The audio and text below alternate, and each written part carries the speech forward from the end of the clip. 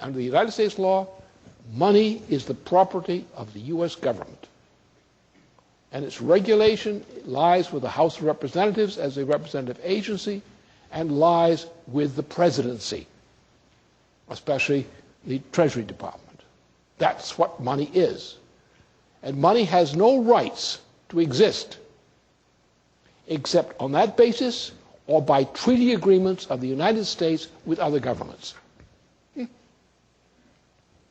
So anything else, when you get in bankruptcy, the welfare of this population is threatened, the welfare of the nation is threatened, the economy is threatened. What do? Well, money's going to go into the woodshed. And we're going to take cordwood and we're going to train it, get its hips back in shape. So that's the first thing you have to understand. So it's not stimulation versus anti-stimulation. It's reorganization. And how do you do that? What you do is you go into the key parts of the economy, starting with homeowners, communities, and banks, real banks, not the fake ones. You stabilize them under bankruptcy protection, federal bankruptcy protection. You don't try to resettle the accounts. Don't try to resolve anything. Just resolve they're going to be under federal protection. Then you have to go from there to other measures which stimulate growth. Now, one of the first things you do is you're going to start up things like the national automobile industry capability. We don't need more automobiles right now. We're producing enough, or we're getting Japanese to produce them for us. But what we do need is to revive the machine tool capability which was located within the automobile industry as a machine tool capability to build infrastructure, to build nuclear plants, to build new mass transportation systems. We don't need all these highways.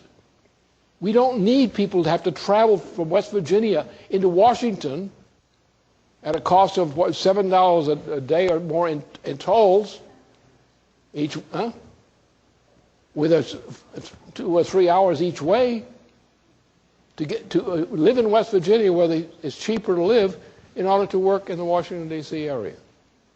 That's nuts.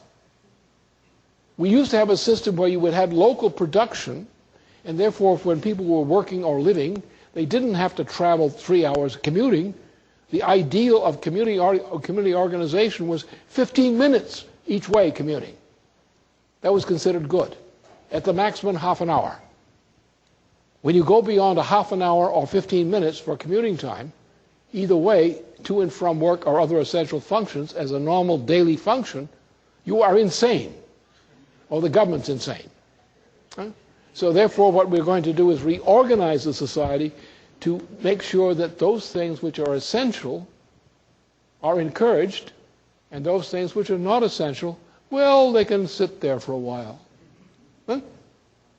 Then we will, in a sense, have new laws which will be crafted based on their impact on prices and incomes in order to get things going where you don't have a Bloomberg getting $11 billion from a swindle to become a fascist, aspiring to become a fascist dictatorship, the mostly in the United States. That is not our policy, or should not be our policy. We don't need all these golden parachutes. We have a population that needs care. We have a world that needs care.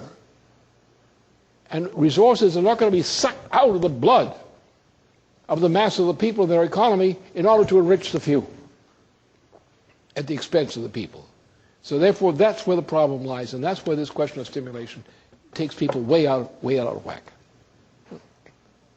Forget stimulation.